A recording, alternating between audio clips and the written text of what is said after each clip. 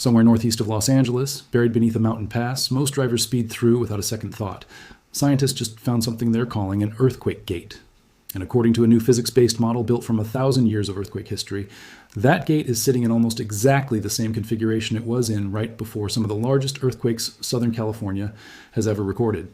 This isn't speculation dressed up as science.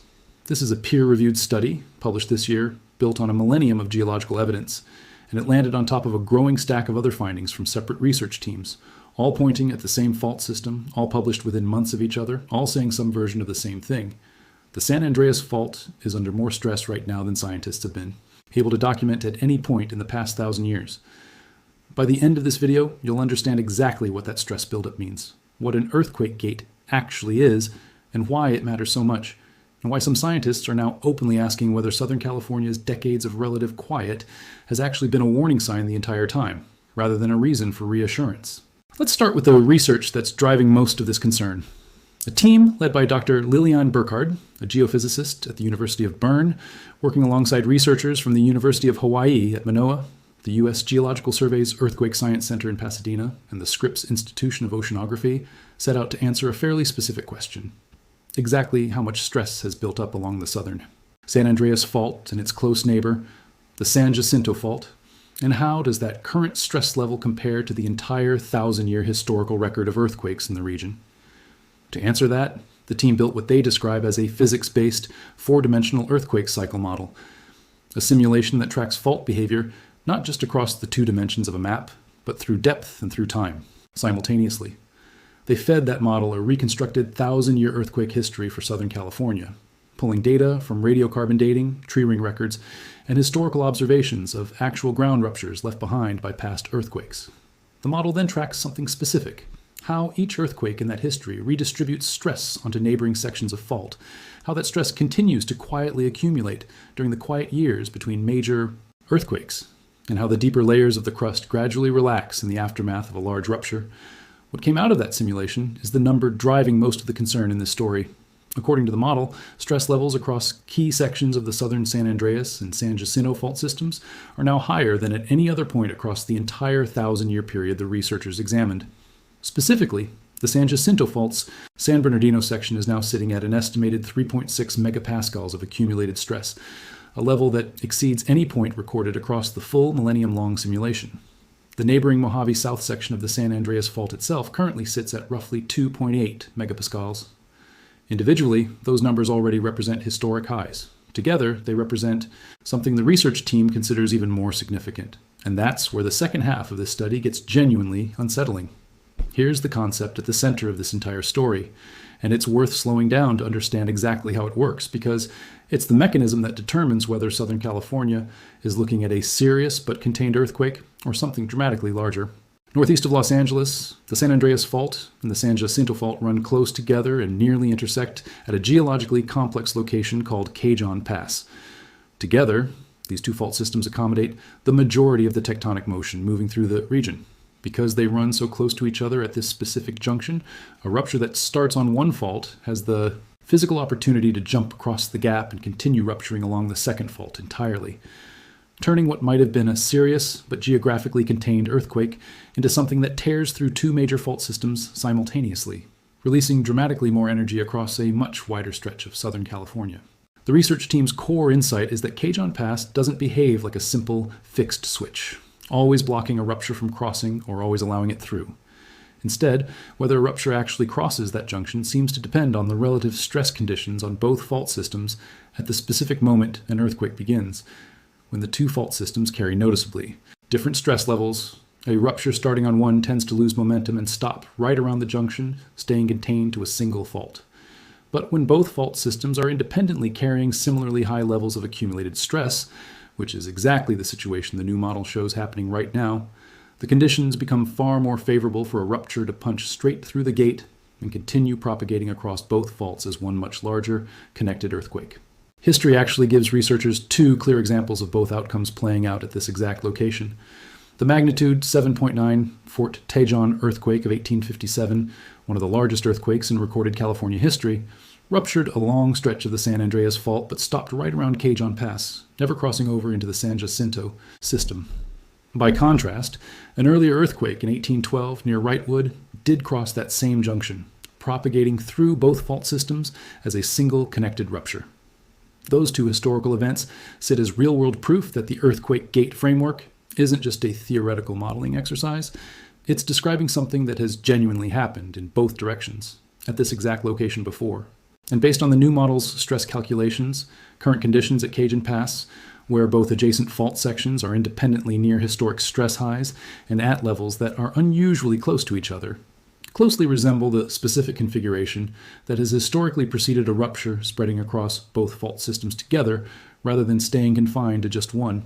It's worth pausing directly on why researchers are treating a potential two-fault rupture as such a dramatically more serious scenario than a single-fault earthquake, because the difference isn't just a matter of degree, it changes the entire geographic footprint of who's affected.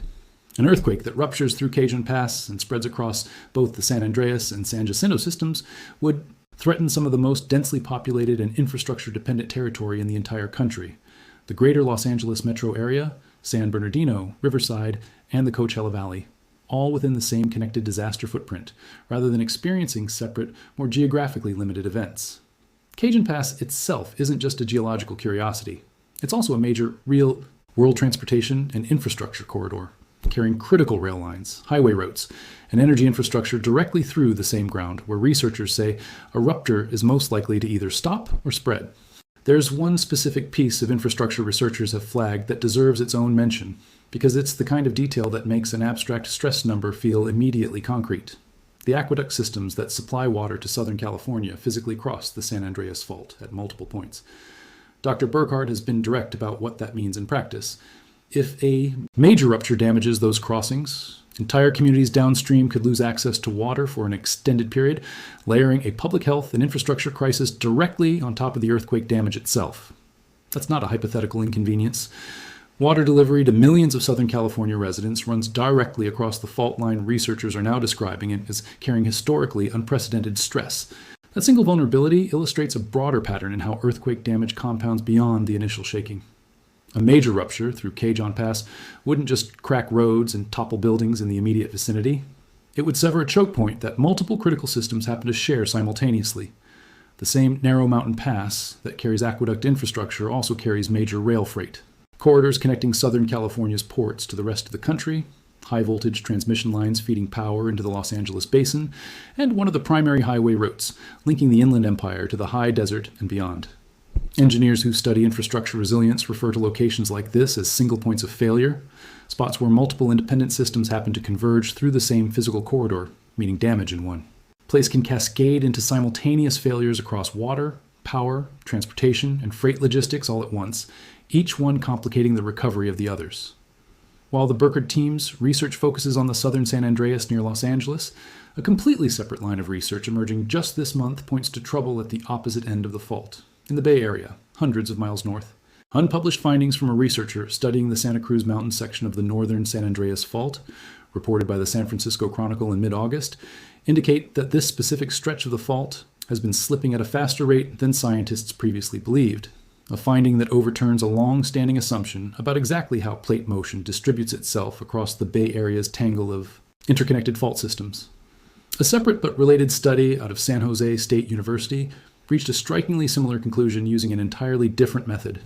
Researchers examined the landscape at Sanborn County Park, reading physical clues left behind in the terrain by ancient earthquakes, and found evidence that the San Andreas Fault in this region has been slipping at a faster, more consistent pace than earlier models accounted for. That Bay Area research arrived in the news cycle within days of a magnitude 3.9 earthquake rattling the nearby Hayward Fault in Oakland, a much smaller event on a different, though related fault system, but one that put renewed public attention on exactly how much of the Bay Area's underlying seismic infrastructure has been quietly reassessed as more active than previously modeled. None of these individual findings, on their own, points to an imminent earthquake at any specific location. But taken together, what's emerging across 2026 is a pattern of independent research teams, using different methods at completely different ends of an 800-mile fault system, all arriving at variations of the same basic conclusion.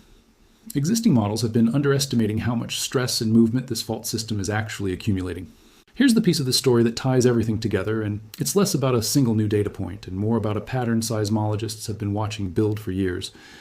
The San Andreas Fault has gone unusually quiet, and that silence is precisely what's fueling so much of the current concern. Based on the historical earthquake record, the southern San Andreas Fault has, on average, produced a sizable earthquake roughly every 150 years. Depending on exactly which segment you're looking at, it has now been more than a century, in some cases well over 150 years, since the last major rupture on some of these sections. Entire generations of Californians have lived their whole lives in the state without ever experiencing a truly major earthquake on this fault. And that's exactly the detail that has scientists worried rather than relieved. A long, quiet period doesn't mean the underlying tectonic motion driving the fault has slowed down or stopped. The Pacific and North American plates continue grinding past each other at a steady pace regardless of whether the fault is actively rupturing, which means that quiet decades aren't decades where risk quietly fades away. They're decades where unreleased strain keeps accumulating, stored as potential energy waiting for a release that hasn't happened yet. Seismologists studying this exact question have openly described themselves as baffled by just how few smaller earthquakes this section of the fault has produced over such an extended stretch of time, given how much strain modeling suggests should have already been released through smaller, more frequent events. That absence of expected smaller earthquakes is itself part of the puzzle driving current research. Because if the fault isn't releasing strain gradually through smaller ruptures, that strain has to be going somewhere. And the leading explanation is that it's simply continuing to accumulate, unreleased, until it eventually comes out all at once. This is where the concept of elastic rebound becomes useful for understanding why a quiet fault isn't a resting fault. Picture the crust on either side of the San Andreas as a block of material being slowly bent, rather than a rope being pulled apart cleanly. As the Pacific Plate and North American Plate continue grinding past one another, the rock surrounding the locked sections of the fault doesn't just sit still and wait. It bends and deforms, storing energy the way a bow stores energy as it's drawn back. That energy doesn't dissipate on its own.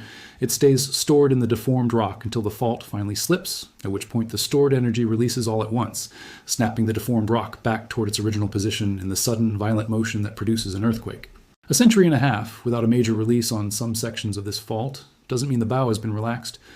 Based on everything the geological record and current GPS monitoring show, it means the bow has simply kept being drawn back further and further for longer than modeling initially expected. It's worth grounding all of this in a concrete picture of what a major San Andreas rupture would actually mean for the people living directly on top of it. Because the big one has functioned as such a familiar piece of California folklore for so long that it's easy to lose sight of what the phrase is actually describing.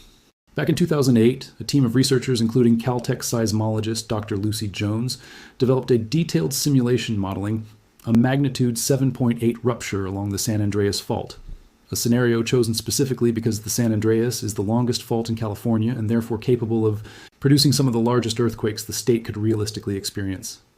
That simulation projected shaking lasting nearly 2 full minutes in the hardest hit areas, an almost unimaginable duration for anyone who has only ever felt smaller, more localized tremors that pass in a matter of seconds. The scenario projected hundreds of deaths and billions of dollars in damage across the affected region. And that 2008 simulation modeled a single fault rupture, not the kind of combined multi-fault event through Cajun Pass that the newer research now suggests current stress conditions could favor. Layer the new earthquake gate findings on top of that older baseline scenario, and the picture gets considerably more severe. A rupture large enough and positioned correctly to cross the junction at Cajun Pass wouldn't just extend a San Andreas-only earthquake slightly further down the fault line. It would combine 2 independently large fault systems into a single connected rupture, releasing meaningfully more total energy and extending the affected footprint across a broader stretch of Southern California's most densely populated and infrastructure-critical territory. It's also worth understanding why a modest-sounding increase in earthquake magnitude represents such a disproportionate jump in actual destructive potential. Because the magnitude scale seismologists use is logarithmic rather than linear, each full point increase represents roughly a 30-fold increase in the energy actually released, not a simple doubling. That means a combined rupture pushing beyond magnitude 7.8 into the high 7s or potentially into the 8 range if it fully engaged both the San Andreas and San Jacinto systems wouldn't just be somewhat worse than the 2008 single fault scenario. It would represent a fundamentally larger release of energy, translating into a longer duration of shaking, a wider radius of severe damage, and a correspondingly steeper jump in the potential casualty and economic damage figures beyond what that original modeling projected. If the idea of the San Andreas and San Jacinto faults rupturing together sounds like an extreme worst-case only scenario, it's worth knowing this isn't a purely theoretical possibility being raised for the first time. Separate research published several years ago already established that these two fault systems have ruptured simultaneously before, at least 3 times over the past 2,000 years, based on the geological record, with the most recent shared rupture being that same 1812 Wrightwood earthquake referenced earlier as the historical example of a rupture successfully crossing the Cajon Pass Junction. That's the detail that moves this story from abstract statistical modeling into documented geological fact. This isn't scientists inventing a novel disaster scenario to justify new research funding. It's scientists identifying a real recurring pattern in the historical record, multiple confirmed instances of exactly this kind of combined rupture, and then building increasingly sophisticated models to understand when the physical conditions favoring another one might be building toward a repeat. It's important to be precise here. In the same way, researchers themselves have been careful to be precise, because it would be easy to walk away from this story thinking, scientists have just predicted an earthquake is imminent. That is explicitly not what this research claims, and Dr. Burkhardt herself has been direct about that distinction. According to Burkhardt, the study is not a prediction of when an earthquake will occur. Earthquake prediction, in the narrow sense of naming a specific date, location, and magnitude in advance, remains something no seismologist anywhere in the world can currently do for any fault. What the research does establish is that the fault system is critically stressed by every historical measure available, and that physics-based models like this one provide a clearer, evidence-grounded picture of the range of scenarios officials and residents should actually be prepared for. Information Burkhardt has stressed is directly useful for hazard assessment, infrastructure planning, and emergency preparedness, regardless of whether the next major rupture happens next year or several decades from now. Other seismologists studying California's overall earthquake risk have made a similar point in slightly different language. Earthquakes are simply part of living in California, and there's limited value in spending energy worrying about something that is, on a long enough timeline, essentially inevitable. What the science can meaningfully change isn't whether a major earthquake eventually happens. It's how prepared the infrastructure, emergency systems, and individual households across the region are on the day that it finally does. That practical framing is worth taking seriously because the same historical record-driving concern about the San Andreas also demonstrates that preparation genuinely changes outcomes. California's building codes, retrofitting programs, and emergency response systems have been substantially strengthened in the decades since earlier major earthquakes, like the 1989 Loma Prieta and 1994 Northridge events specifically because those disasters exposed weaknesses that engineers and policymakers were then able to address before the next major rupture arrived. A 1,000-year stress model doesn't just serve as a warning, it functions as a planning tool, giving engineers, water utilities, and transportation agencies a physics-based basis for prioritizing exactly which stretches of infrastructure, like the aqueduct crossings and rail corridors running through Cajon Pass, most urgently need retrofitting or contingency planning before the next major earthquake arrives, rather than after. As of this month, the Burkhardt team's earthquake gate study has been published in the Journal of Geophysical Research, Solid Earth, and it's already reshaping. Conversations among seismologists and emergency planners about exactly how the southern San Andreas and San Jacinto fault systems should be modeled together, rather than treated as 2 separate independent hazards. At the same time, the newer, still unpublished findings on faster-than-expected slip rates in the Santa Cruz Mountains are continuing to move through the research and peer review pipeline, following closely on the heels of the San Jose State University study using physical landscape evidence at Sanborn County Park to reach a similar conclusion about the northern end of the fault. Across both the northern and southern ends of this 800-mile fault system, in other words, the research emerging throughout 2026 is pointing in the same general direction. Existing models have likely been underestimating how much stress and movement the San Andreas Fault has actually been accumulating in multiple locations, using multiple independent research methods. None of these individual findings changes the fundamental unpredictability of exactly when a major earthquake will strike.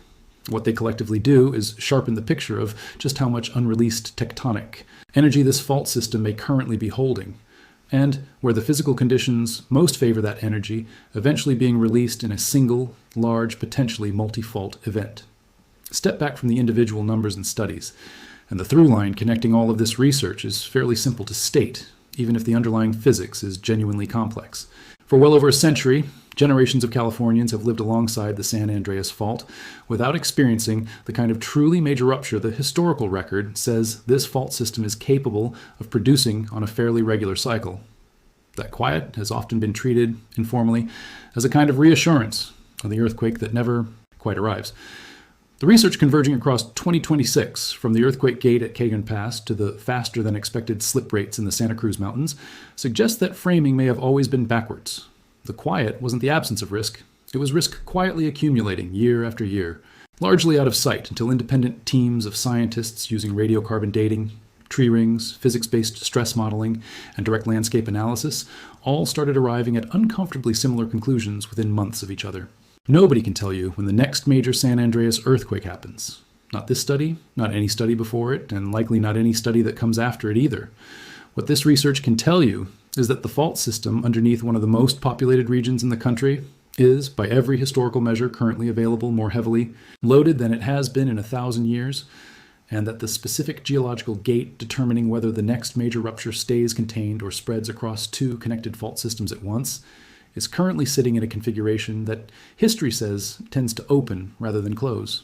We'll keep following this story as more research comes out of both ends of the fault, the Santa Cruz Mountains findings as they move toward formal publication, and any further work refining exactly how close the stress levels at Cajun Pass are getting to the threshold that has historically preceded a combined rupture. If you want to understand exactly what's happening the moment new findings come out, make sure you're subscribed, because after 1,000 years of quietly building pressure, the gate scientists just identified as the closest anyone has come to explaining exactly what Southern California has actually been waiting on this whole time.